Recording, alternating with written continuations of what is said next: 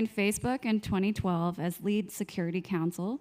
Earlier in her career, she has been at the U.S. Embassy in Bangkok, Thailand, as a resident legal advisor. She's also served as an assistant U.S. attorney for 11 years in D.C. and Chicago, prosecuting federal crimes ranging from public corruption to gang-related violence. And David Graff here is vice president of Google's Global Policy and Standards team with the Trust and Safety Group. He's worked on a variety of Google products, such as Google Search, Maps, Geo, Cloud, Blogger, Ads, and more, developing policies to improve the user experience. And prior to that, he's served 25 years in high-profile roles with public and private companies, serving in roles such as general counsel, executive VP for corporate development, and other executive positions. So thank you both for coming to our conference. I just wanted to ask each of you to give us a quick introduction of who you are and provide some visibility into trust and safety. So each of you lead about 200 people in your groups that are just devoted to policy and enforcement. You have former prosecutors, you do risk and compliance, you also work with product and engineering. So if you wouldn't mind just telling us a little bit about yourself, how you got there, and what you do day to day. Good morning. Good to see everybody. Well, Sarah, like you mentioned, I was coming from criminal prosecution. So when I joined Meta, I joined on the legal team, but quickly developed an interest in how we set the rules for how people can use our services. And my background in working on different safety issues, I worked on crimes against children and sex crimes, violent crimes, all of that sort of lent itself to understanding some of the risks in that space.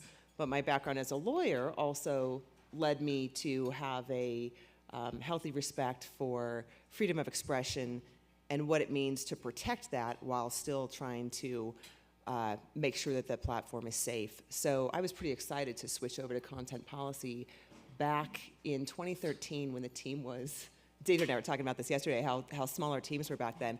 I think the team was like 8 people, maybe half of whom quit when I started. So it was pretty small. And over that first year, it was just about trying to find people who could fill those expertise gaps that I didn't really have. And over time, you start to realize, oh, actually, there's a lot more to this, a lot more expertise we could be building out. So now my team has a couple different components to it. One is crafting and enforcing the standards across all of our apps and products. So Facebook and Instagram tend to be the ones that people think about a lot when they're thinking about content. Then we have a second team that is subject matter experts, and those are people who have made their careers in studying terrorism or child safety or harassment or elections or human rights. We have a human rights team that sits on that team as well. And they help set the strategy for the entire company, not just what do we leave up and what do we take down, but also how should we be thinking about human rights as we are launching this specific product. And then the third and final team is one that's focused on giving policy counsel to our product teams as they are deciding how to build a product. You know, what's recommendable, what's something that we would demote, how would we restrict access to this sort of content? They're giving counsel to those engineering teams every day, even though they're not writing policies that say to the user, you know, you can and can't do this. And good morning, everyone. It's great to be here. So I'm David Graff. As Sarah said, I lead the global policy and standards team at Google. I've been at Google for about 9 years. I'm also a lawyer, or a recovering lawyer, if you think that joke is funny. Prior to Google, I was the general counsel and chief legal officer for a number of different digital media startups, and that worked in the online advertising space. So this is earlier days, or at least earlier days back in 2005, 2006. And so because of those experiences, I learned a lot about advertising technology, and I basically kind of sat at this intersection of emerging technology, emerging regulations, policy, FTC guidance. So when you're a lawyer in that space and you're working with startups, I mean, you tend to operate in the very gray area that we continue to sort of operate in. Yeah, Monika and I were joking yesterday. When I started at Google, I think my team was a whopping 4 people. I think I was the 5th person to join the team. Fortunately, those people didn't quit. But I think one of the things was really interesting about this work and about starting back then is that trust and safety as a discipline didn't really exist in 2014 when I started, right? My team, we were not called trust and safety. We were actually called product quality operations, a really poetic term when you think about it. And so part of, I think, what I had to do, and I know other folks had to do at the time, is you really had to, while you were building, even before you could build your team, you had to define what it is, your mission, your purpose. Like, what is this practice area? What is this discipline? What does it mean to do content policy at a tech company? What sort of skill sets do you need? What kind of discipline or interdisciplinary approach are you looking for? And then going out and so not only hiring good people, but having the sort of mental model of what you're trying to build.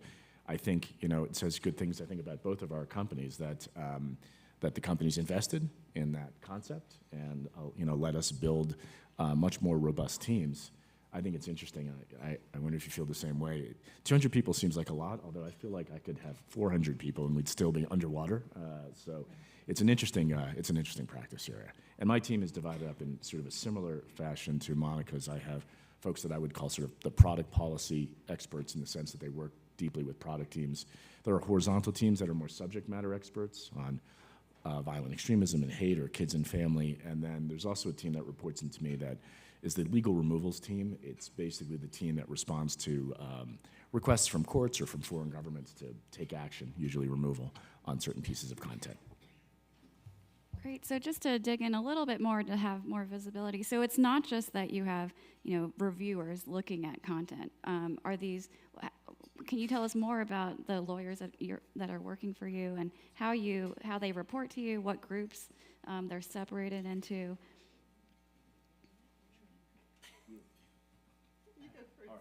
We're gonna mix it up. So I will answer first. So I would say, there are a number of lawyers on my team, but they're not all lawyers, which is a good thing, I think. Folks who do this work come from a variety of backgrounds. I think a legal degree is very helpful, but there are folks on my team that have master's degree in public policies or PhDs in computer science, and folks who have real subject matter expertise in other areas. We tend to be organized primarily along product lines, because Google is very much a product company. And so for the relationships that you need to build in order to do this work successfully, it's good to sort of be organized along the product line so you're consistently dealing with the same set of product managers and engineers. But also I think for policy work, there's a certain amount of cognitive overload that you have to try to avoid. So for example, I have a sub-team that just focuses on monetization policy. So ads policy and publisher, the sell side policy. So if you're on that team, at least you're in that ecosystem, right? You can move from the buy side to the sell side. You can move from one ad product to another, and you sort of understand the environment in which you're operating, right? You understand the economics. So the switching costs are lower. And then there's another team that focuses on search products, which also includes Geo and Assistant, and now most of our generative AI products. And if you're in that space, at least you have, there's a similar conceptual architecture. There's a user query and there's an information response, just through a different set of mediums and formats. So you can sort of juggle all of those issues. In the early days when we were, a lot smaller and everybody was trying to do everything, the tax of jumping from ads to search to play to YouTube back to ads to cloud was constantly required a mental reset, which was interesting and a bit challenging. I would echo much of, actually pretty much all of what David said, and also underscore, and I suspect this is the same at Google as well, underscore that content policy is one of the teams that is working on trust and safety, and we are perhaps at the center in driving the approach, but it doesn't work unless you have strong engineers on the product side that are, for instance, building the detection tools. You've got a hate speech policy or a threats policy. How do you enforce that? You actually have to have, first of all, a way for people to report to you something that they're encountering. They're using Instagram. They see something, they've got to report it. You need engineers to build that. And today, that was enough, actually, sort of 10 years ago. Now, the expectation is that you're also good at proactively finding that content before anybody reports it to you. So you need engineers who can build classifiers or other detection mechanisms for finding that. I got a couple hundred people on our team thinking about the policies and ultimately overseeing the enforcement, but there are, I don't know, roughly 20,000 content reviewers who sit on our ops team who are the ones making the decisions day to day.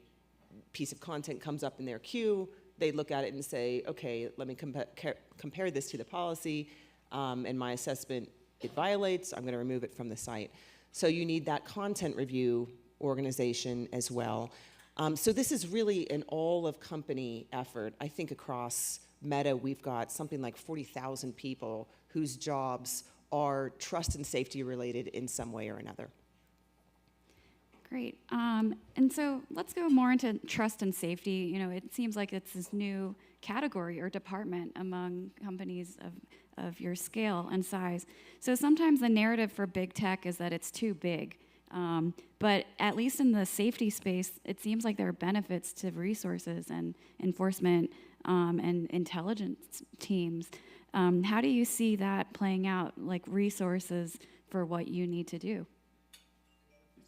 My turn. Well, I think we've lived this, honestly. When we were a smaller company, it was that proactive detection piece. You can't do that unless you have teams of engineers who are really devoted to this space. The content review piece, when we were starting out, it was hard to get language coverage across. I mean, we're a company where the vast majority of our users for Facebook, for Instagram, they're outside the United States. So we're looking at content in all sorts of different languages.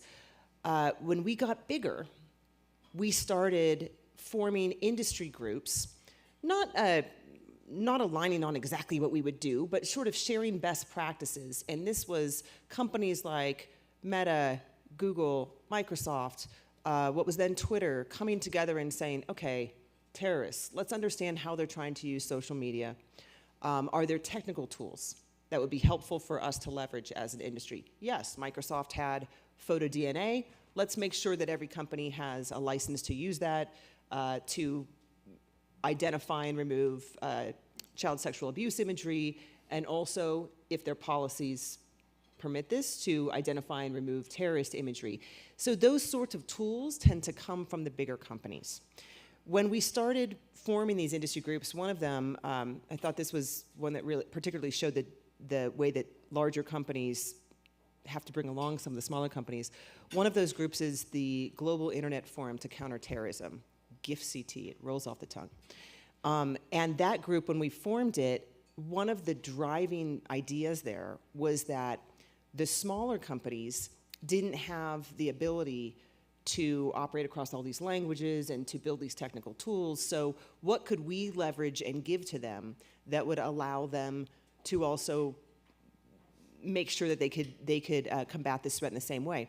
And I want to emphasize this is actually important for protecting expression as well as promoting safety.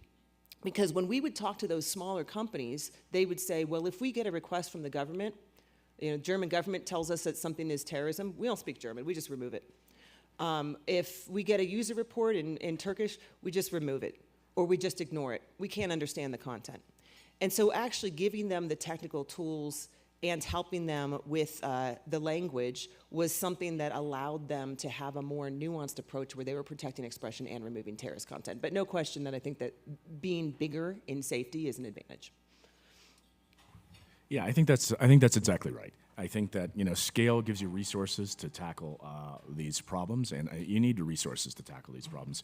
Also, our scale gives us, I think, interesting data insights. When you're looking at over such a large surface area like we are, you tend to see trends or statistical patterns or other correlations that you wouldn't see if your lens is narrower. So there are disadvantages to scale, of course, but that is one advantage.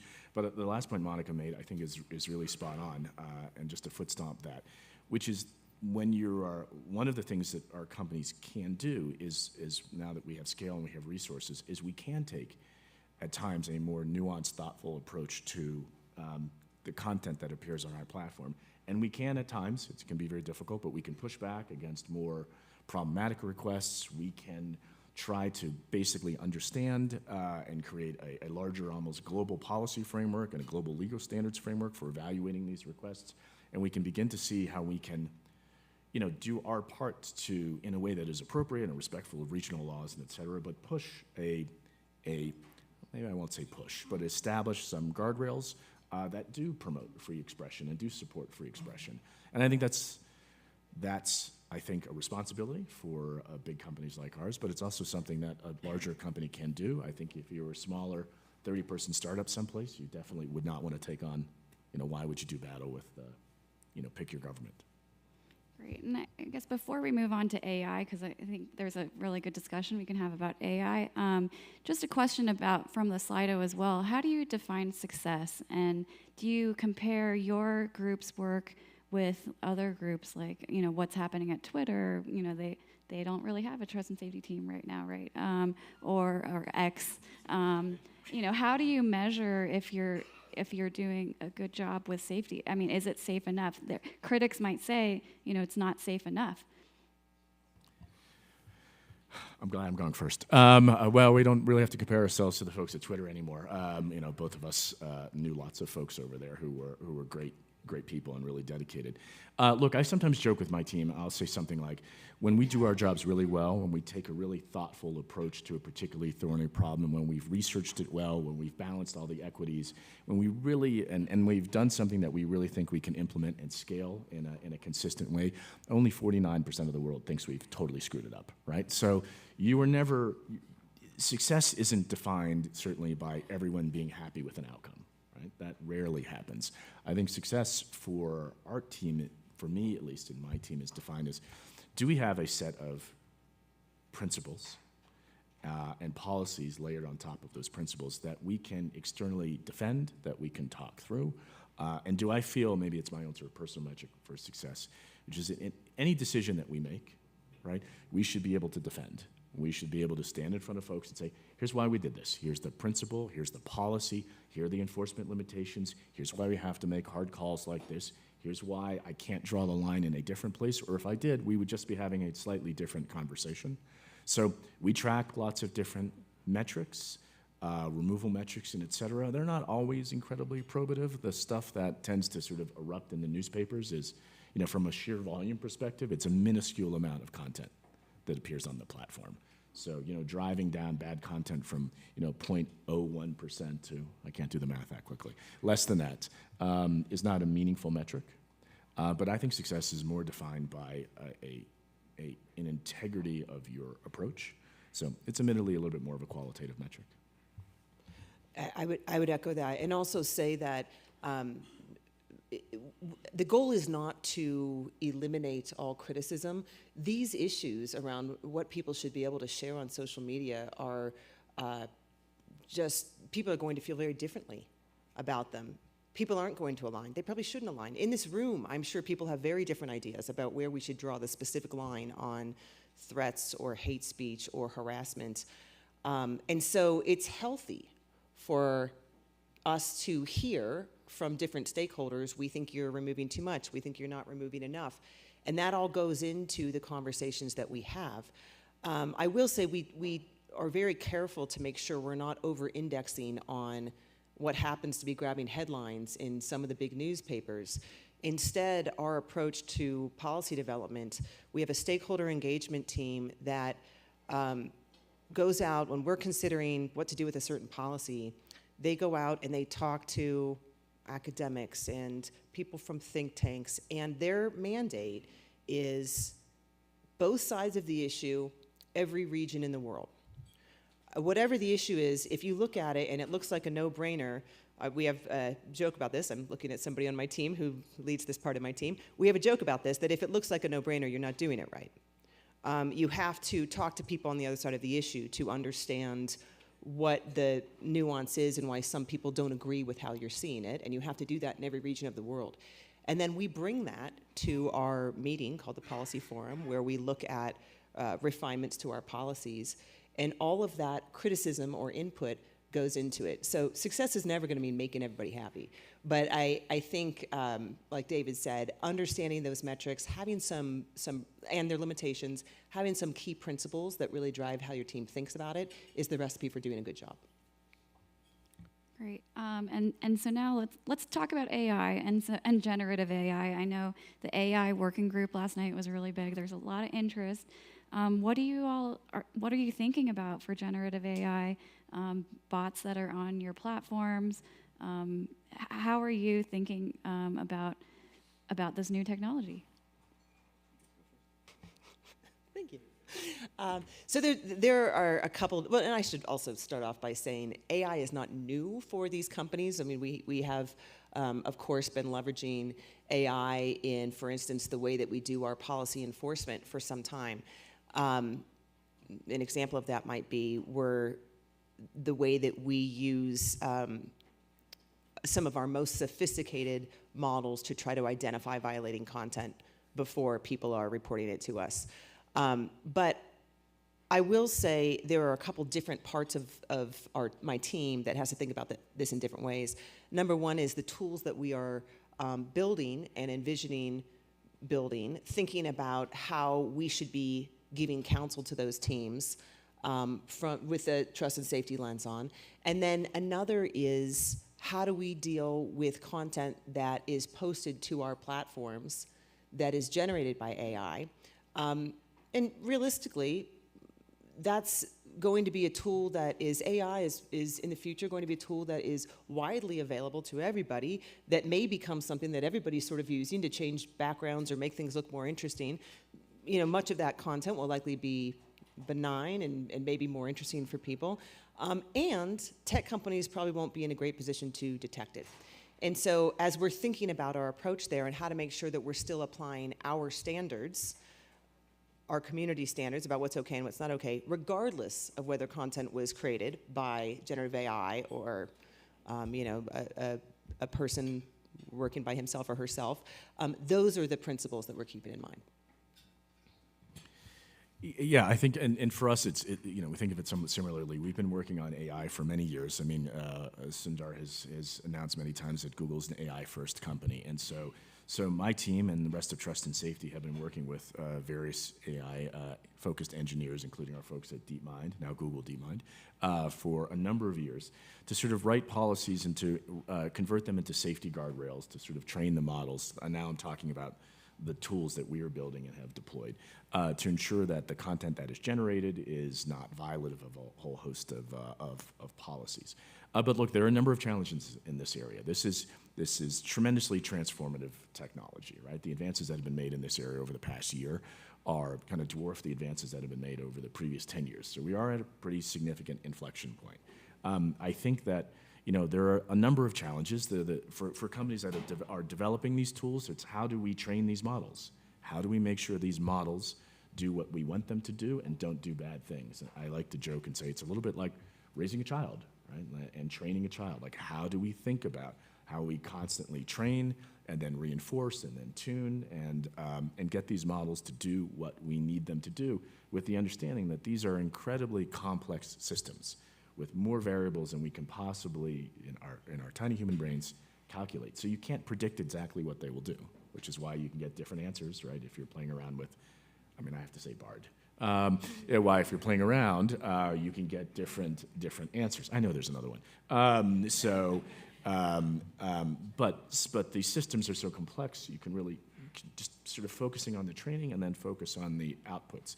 Then I think there's the big problem that Monika mentioned, which is the content that is created, and legitimately, people are very legitimately concerned with now what I'll just refer to as inauthentic content. These systems are really, really good at creating videos or imagery or text that just looks so real. It looks like it came from a human being, or it looks like it actually happens, a depiction of real events.